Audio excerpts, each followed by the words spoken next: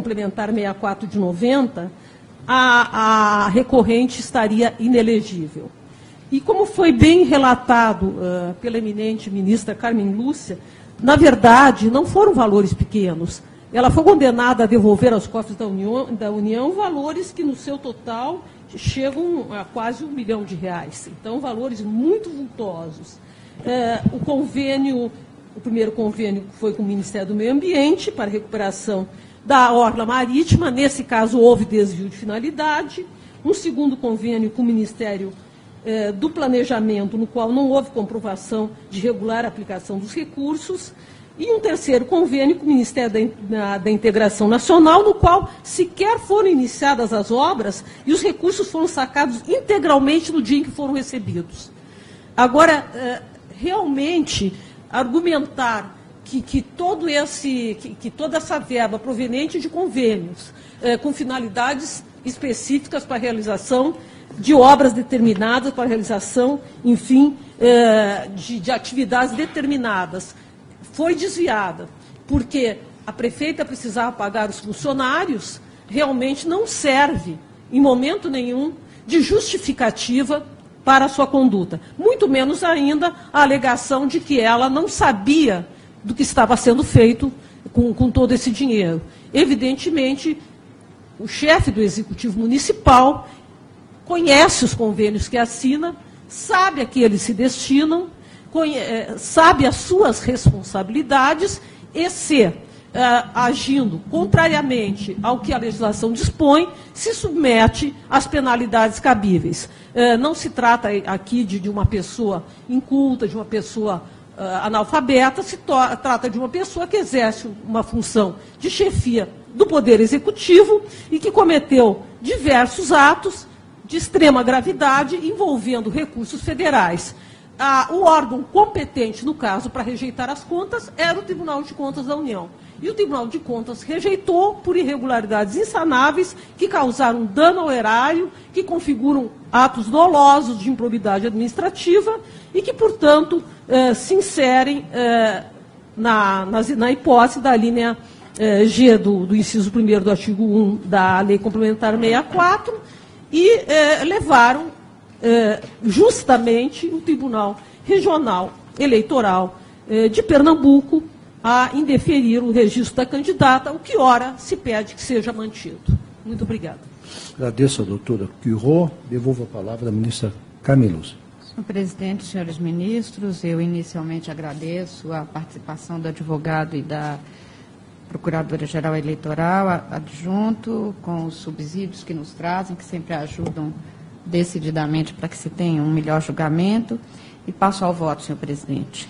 Relevo inicialmente que a inelegibilidade prevista na linha G do inciso 1 do artigo 1º da Lei Complementar 64 exige para sua configuração a rejeição por vício insanável de contas relativas ao exercício de cargos ou funções públicas. B, que essas irregularidades constituam ato doloso de improbidade administrativa. C, natureza irrecorrível da decisão proferida por órgão competente, no caso é o Tribunal de Contas da União, porque se cuidam de convênios firmados com órgãos federais, e D, inexistência de provimento judicial suspensivo ou anulatório daquela decisão.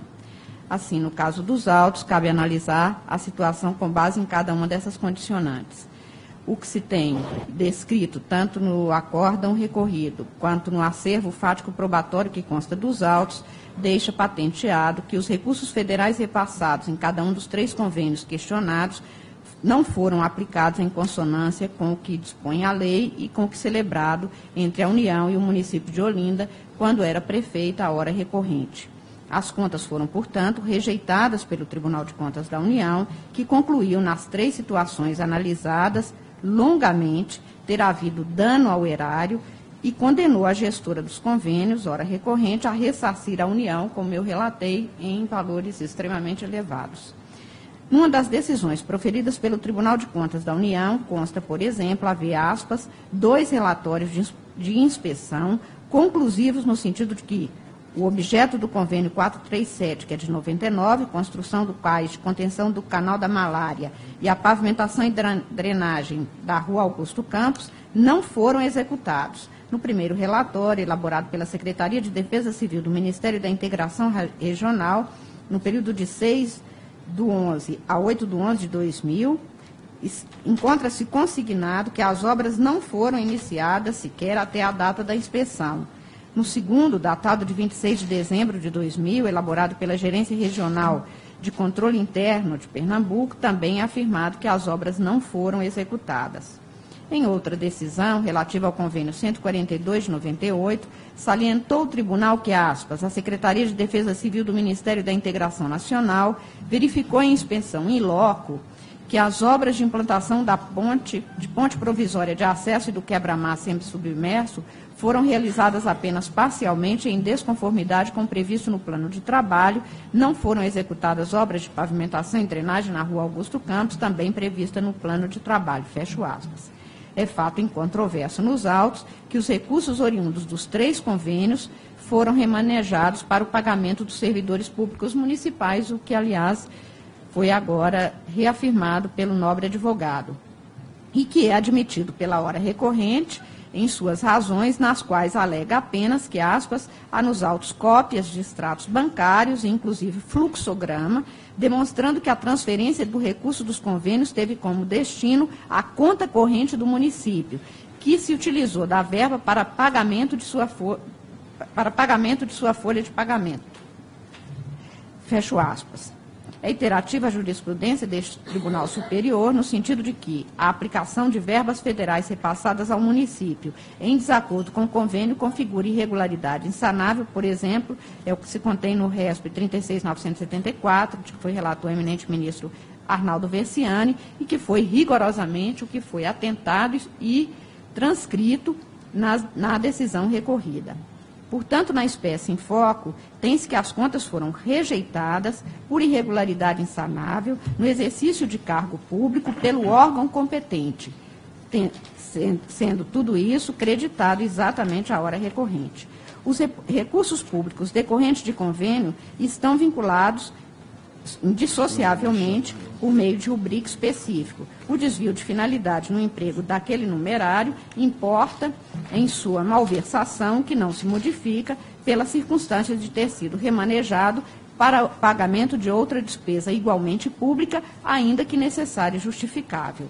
Neste sentido, o próprio Supremo Tribunal já decidiu que, aspas, a verba derivada da celebração de convênios é de natureza essencialmente vinculada, deve ser rigidamente dirigida ao equacionamento dos problemas, dificuldades e necessidades que justificaram a avença e legitimaram o repasse dos recursos. Por essa maneira de ver as coisas, a celebração de convênios não implica a emissão de um cheque em branco ao conveniado, pois os valores hão de ser aplicados exclusivamente no equacionamento dos problemas que, identificados em estudos prévios, permaneceriam sem solução adequada se o repasse não fosse executado.